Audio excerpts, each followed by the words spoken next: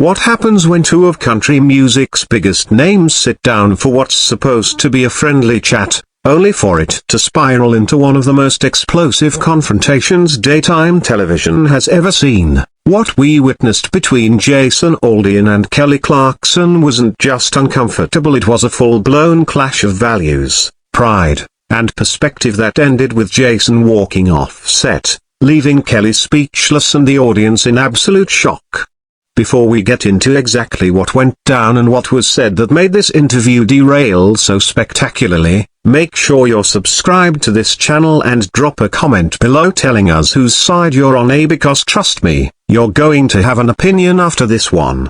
The interview started the way so many of these things do: easy smiles, warm applause, a welcoming host, and a guest at ease. Kelly Clarkson, as always, greeted her guest with that familiar southern charm and a laugh that filled the studio. Jason Aldean took his seat with the casual confidence of a man who's done hundreds of interviews before. The lights were bright, the audience was in good spirits, and for the first few minutes, it was just another pleasant celebrity chat. Kelly kicked things off with light talk: Jason's latest tour, his family, life on the road. Jason spoke about his kids, about the grind of performing, about how grateful he was to his fans. He was relaxed, funny, relatable. The audience laughed along as he told a story about a show gone wrong, and Kelly smiled warmly, nodding. On the surface, everything was fine, no tension, no awkwardness, but underneath, the calm wouldn't last. Then came the turn. "So Jason," Kelly began, leaning forward just slightly, "I want to talk about something that's been on a lot of people's minds. Your music has always connected with a certain audience, and you've been vocal about your values. How do you handle criticism from people who don't share those same values?" It wasn't an attack, not yet, but there was a shift in the air. Jason's face changed, just a flicker at first, but noticeable. The easy smile faded a bit, replaced by something more careful. "Well, Kelly," he said evenly, "I think if you're in this business long enough, you learn not everyone's gonna like you or agree with you. That's fine. I make music for the people who connect with it. I'm not trying to be everything to everyone." It was a diplomatic answer, direct but safe. Kelly nodded, but the conversation didn't move on. She pressed further. "Sure," she said, "but don't you think that with such a big platform, there's a responsibility to consider how your message lands with different communities, especially when some of your lyrics or imagery have been interpreted as divisive?" The air in the studio thickened, the audience quieted. Jason's expression hardened, just slightly. "Divisive how?" he asked. Kelly's tone stayed calm, but her words cut deep. "There are people who feel like some of your recent work plays into stereotypes or promotes an us versus them mentality. I'm not saying that's your intention, but perception matters, doesn't it?" Jason sat back. His smile was gone now. "Kelly, I think you're reading way too much into it. I write songs about real life, about how people live and think in small towns across America. If that makes some folks uncomfortable, maybe that says more about them than it does about me." Kelly's expression stayed pleasant, but her eyes said otherwise. "But Jason, small-town America isn't just one story. There are black families, Latino families, LGBTQ people living in those same towns. When your songs paint a very specific picture of what small-town life looks like, aren't you kind of erasing their experiences?" That's when the room changed completely. Jason leaned forward.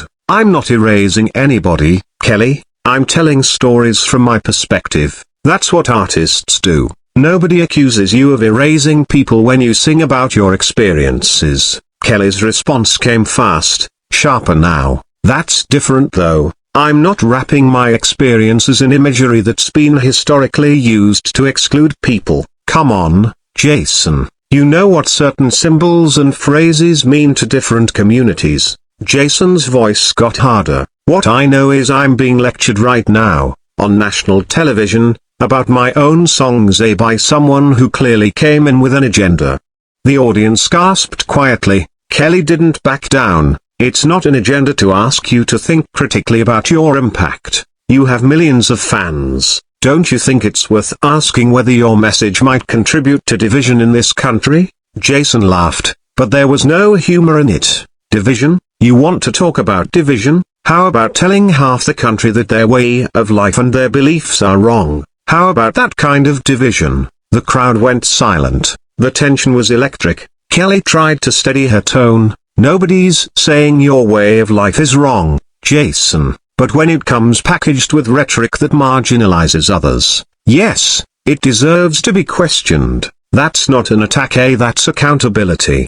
Jason's voice rose. You know, Kelly, when you sing about empowerment, everyone cheers, but when I sing about the same things from a different perspective, it's suddenly a problem. That's not fair. That's not the same. Kelly snapped back. My songs don't exclude people who don't think like me. There's a difference between empowerment and gatekeeping. I'm not gatekeeping anything. Jason shot back. I celebrate where I come from, the people I grew up with, the life I know. If you've got a problem with that, that's on you. Kelly took a breath, clearly trying to de-escalate. Jason, I'm not attacking you. I'm asking if you've ever considered that your imagery might make certain people feel unwelcome or unsafe. Jason sat up, incredulous. Unsafe? From a song? Are you seriously saying my music makes people unsafe? Kelly's voice stayed even, but firm. Words and images have power. They can include or exclude. When you have influence, those choices matter.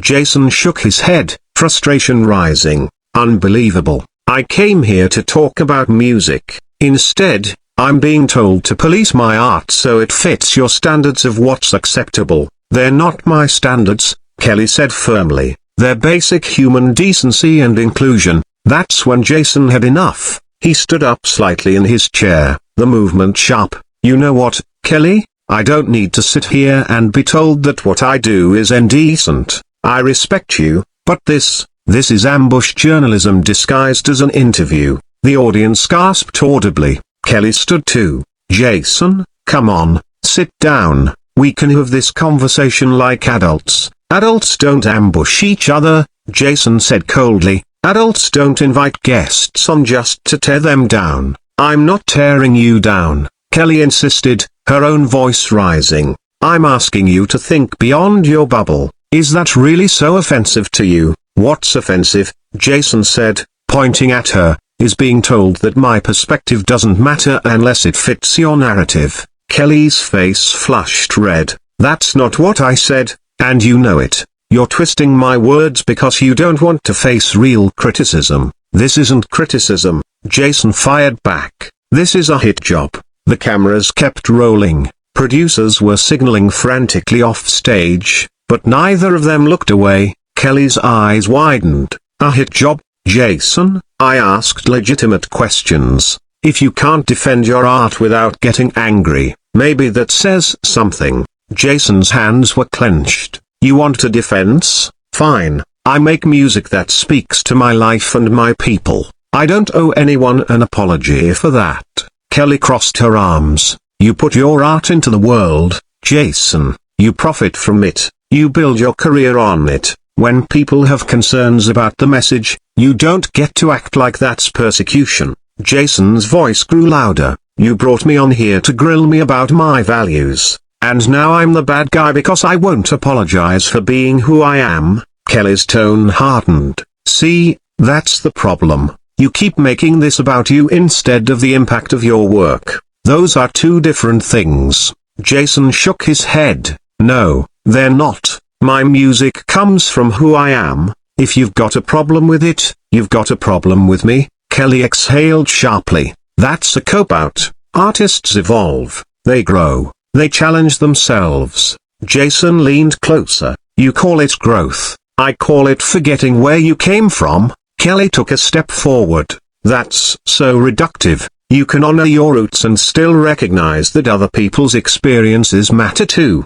Jason's voice was like steel. I'm making music, Kelly. If people choose to twist it, that's on them. Kelly pressed harder, but the symbolism, the language, it's all there. Intent doesn't erase impact. Jason's expression hardened even more. So what do you want me to do? Apologize, change my lyrics, write songs you approve of. Kelly's voice rose. The goal is for you to acknowledge that your platform comes with responsibility, that your words don't exist in a vacuum. Jason's voice thundered across the set. You're calling my world an echo chamber while you sit here in a Hollywood studio surrounded by people who think just like you? That's rich, Kelly. That's really rich. Kelly's composure cracked. I'm surrounded by people from all walks of life. Can you say the same? When's the last time you talked to someone who doesn't share your worldview? Every day, Jason shot back.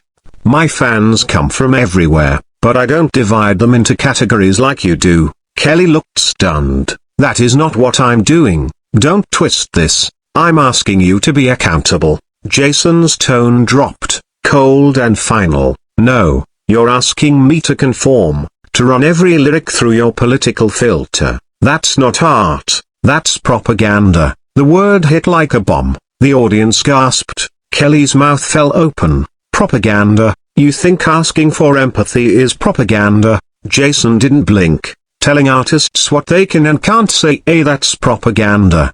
Deciding whose voices matter, that's propaganda. This whole interview has been about bullying me into your narrative. Kelly was shaking her head. You're making yourself the victim. All I did was ask you to think about others, and I told you, Jason said, his voice low, I make art for the people who connect with it. I'm not responsible for how everyone else interprets it. Kelly's voice cracked with emotion. Then what's the point, Jason? To reinforce what people already believe? To never challenge anyone, even yourself? Jason's expression darkened. You don't get to question my contribution to the world. You don't know me. This isn't about politics, Kelly shouted. This is about decency, respect, humanity. Jason unclipped his microphone. The metallic click echoed through the silent studio. You know what, Kelly? You're right. We do have a fundamental problem. You invited me here under false pretenses, made this personal, and I'm done. Kelly reached out instinctively. Jason, don't walk away from a hard conversation. You can dish it out, but you can't take it. Jason looked down at her. Disappointment etched across his face. I can take plenty. What I can't take is being disrespected by someone I thought understood what it means to stay true to yourself. I was wrong about you. Those words hung heavy in the air. Kelly's face went pale, then flushed. You were wrong about me. I'm not the one refusing to reflect. You can't handle being asked to think. Jason's tone was weary but final. You don't want reflection, Kelly. You want compliance. You want art that fits your worldview. But that's not me, and it never will be. And with that, Jason Aldean turned, microphone in hand, and walked off the set. Kelly stood frozen, the sound of his footsteps echoing as the audience sat in stunned silence. Some clapped awkwardly, others whispered. The cameras were still rolling, capturing every second of what had just become one of the most talked about interviews in daytime television history. When the doors closed behind him, Kelly exhaled shakily, looking straight into the camera. Her voice, soft but steady, broke the silence. Well, she said, I guess that's one way to end an interview. Fade to black.